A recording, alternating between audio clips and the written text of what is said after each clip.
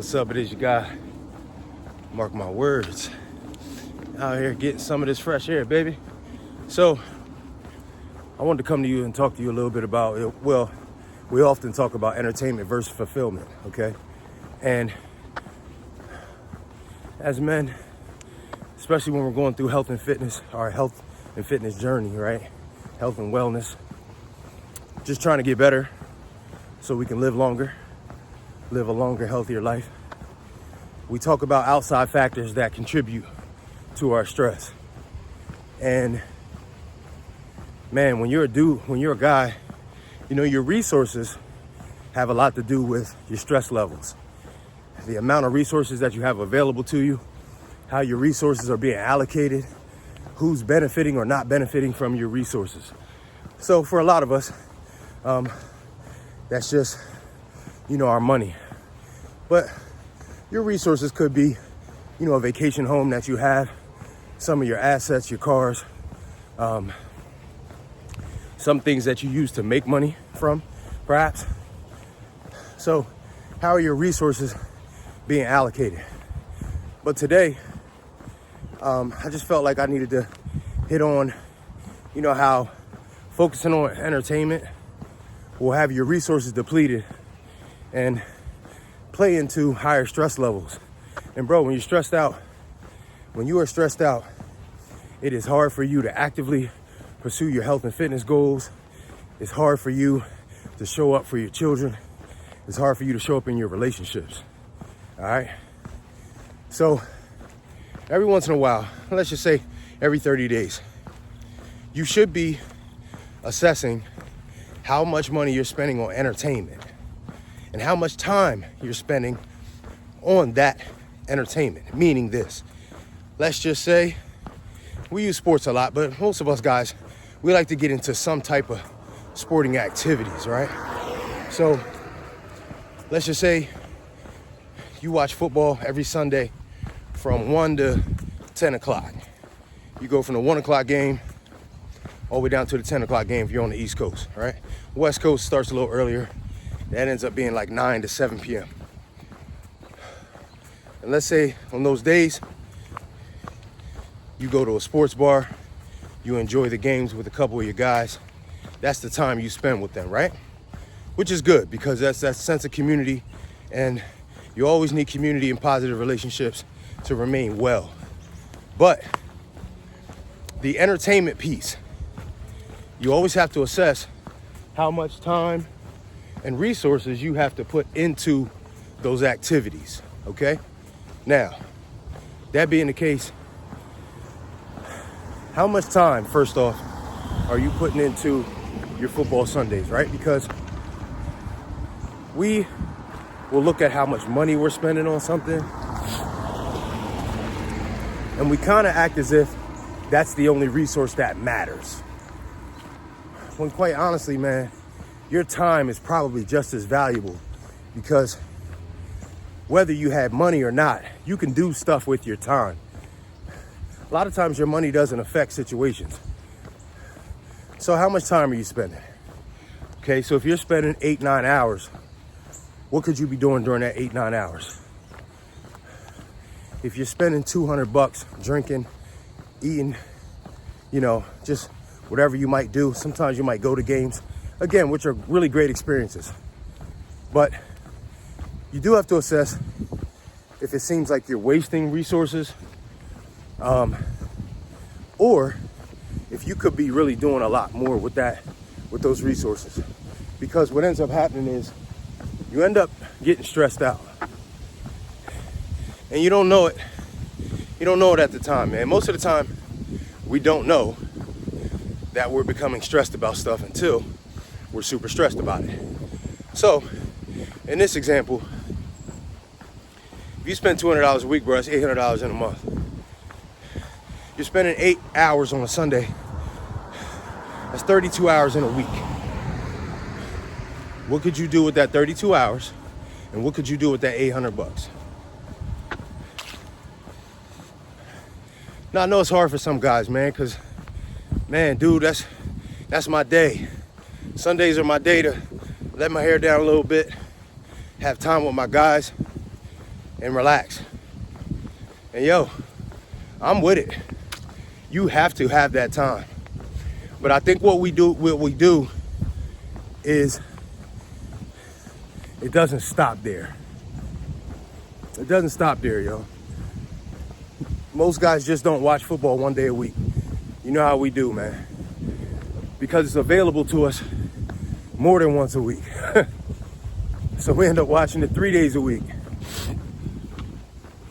We end up going to the sports bar 2.5 days, 1.5 days. We spend more and more time. And guys, that's not including the sports radio. That's not including if you're gambling. A lot of time and energy and resources, man. And so, because it's entertainment, the gratification is instant. And what we do, how it plays into your stress is, we stress more about activities that cause us instant gratification than things that cost us long-lasting gratification. Meaning, you know how like if you go to church, right? And you sit there, it might be a little boring while you're there, but it might be Wednesday, bro, and you're still thinking about stuff that they talked about while you were in church. You're still feeling good about, you know, starting to read your holy book a little bit more, or songs that they played while you were there. Long-lasting effects, right? So what we do is our stress levels raise because we have to do a lot to get to the entertainment. So in this example, you might have to do a bunch of yard work on Saturday. You might have to forego doing things with your kids on Sundays. You might have to put off other little purchases you wanted to involve yourself with because you need money to go to the sports bar. Your diet might go downhill on Sundays because it's football Sunday. You're eating beer, wings, nachos, you know, fries, all that. So we always have to assess what we're involving ourselves with that may be causing us stress. And if it's entertainment, which a lot of times it is, you got to get a hold on it. You have to. You have to get a hold on how much time, energy, resources that you're putting into entertainment-based activities, man. And so, how do we solve that issue? Because it's easier. Man, it's very easy to talk about issues and not have a solution. I do feel as though, you know, when we cut back on things. I think as humans, we do very well when we cut back on things that we need to eliminate. Meaning this, if someone is trying to stop smoking, bro, it's very hard to go from smoking 10 cigarettes a day to just stopping cold turkey. It's very hard. But when we cut back, and even if it's throughout time, bro, somebody who was smoking 10 cigarettes a day for a year, and then they go a year and they only smoke 5, they're doing better than that previous year, for sure. Because now they've gone from smoking 3,650 cigarettes to now it's like 1,800. You understand? That's a big difference, though, over the course of a year. So again, using the example that we were using, if you just cut it back and say, you know what? I'm not going to watch it. I'm not going to watch Sunday football until like 4 o'clock. From 1 to 4, 1 to 5, I'm going to get some things done around the house. I'm going to start that passion project. I'm going to start going to the gym. I'm going to spend some time with my wife during those hours. I'm going to realign some things. Maybe I'll only spend $100. Because guys, stress reduction. Again, you don't notice your stress because it's like, oh, dog, I got the money. Like, it's not that big of a deal. But, bro, I don't care who you are. I don't care who you are. You always look at that credit card statement.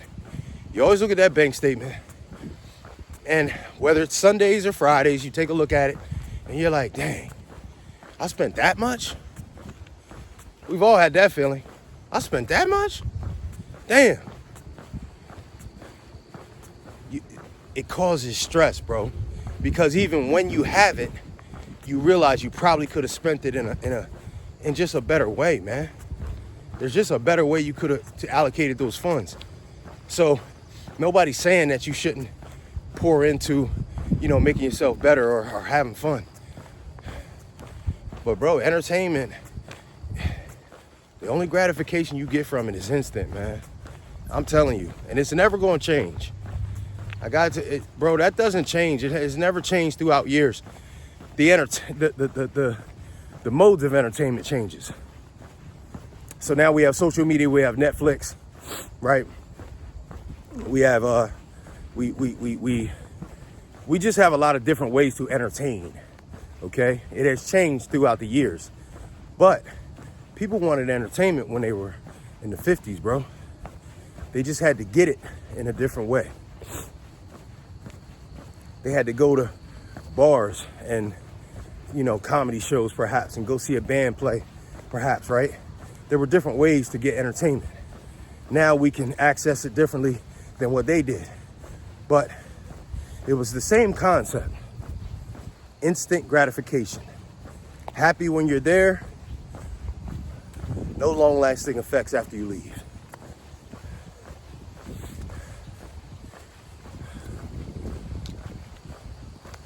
So it's important that we touch on things like this from time to time, because we're supposed to be getting better as time goes on. We have been lied to, and they told us that we're supposed to get worse as time goes on. You get old, get lethargic, you don't want to do anything, life sucks. But bro, that doesn't make any sense. If you're on the earth for 75 years, 85 years, why would life at the age of 40 be intended to go downhill? That just seems a little asinine to me, bro. So let's take a look at how much time and energy we're spending on entertainment, and if we can take some of that time and energy and put that into fulfilling activities, man. Taking walks, catching up on to-do lists with your wife, getting better at your craft, learning a new skill, maybe volunteering at a church. Whatever it is that you can do. Again, if you're struggling to find out if something is fulfilling or entertaining, bro, just ask yourself, do you get anything from it after you leave? After you're done with that activity, do you get anything from it? You'll have your answer. All right? It's your boy, Mark my words.